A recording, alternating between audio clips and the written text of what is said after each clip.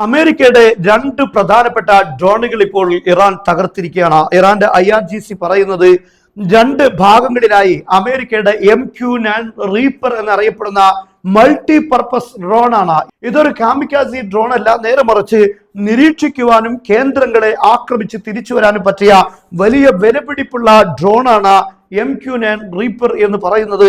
ഇങ്ങനെയുള്ള രണ്ട് ഡ്രോണുകളെയാണ് മണിക്കൂറുകൾക്ക് മുമ്പ് ഇറാൻ തകർത്തിരിക്കുന്നത്.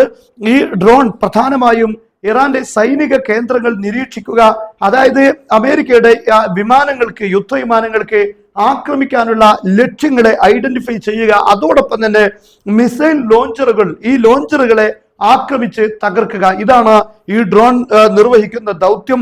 എന്നാൽ ആ ദൗത്യം നിർവഹിക്കുന്നതിന് മുമ്പ് തന്നെ ഇറാൻ അതിനെ തീർത്ത് കളഞ്ഞിരിക്കുകയാണ്, തരിപ്പണമാക്കിയിരിക്കുകയാണ്.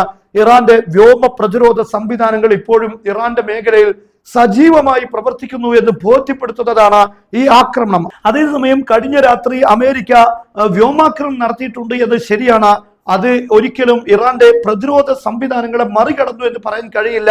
അവിടെ ഉപയോഗിച്ച യുദ്ധവിമാനങ്ങൾ ഇറാന്റെ പ്രതിരോധ സംവിധാനങ്ങളെ മറികടന്നു എന്ന് പറയാൻ കഴിയില്ല. കാരണം വിമാനങ്ങൾ ഒരുപക്ഷെ ഇറാന്റെ വ്യോമ മേഖലയിലേക്ക് കടക്കണമെന്നില്ല.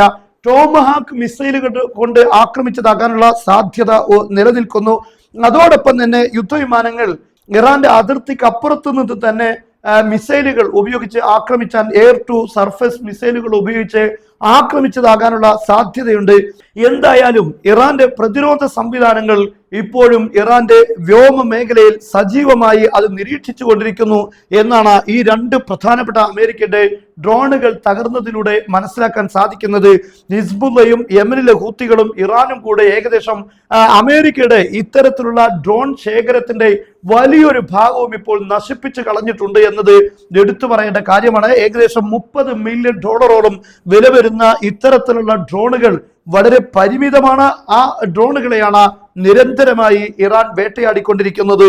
ഇത് അക്ഷരാർത്ഥത്തിൽ ഈ ആക്രമണങ്ങളിൽ അമേരിക്കക്കുണ്ടായിരിക്കുന്ന വലിയ നഷ്ടമായി തന്നെ ഇതിനെ കണക്കാക്കേണ്ടി വരും.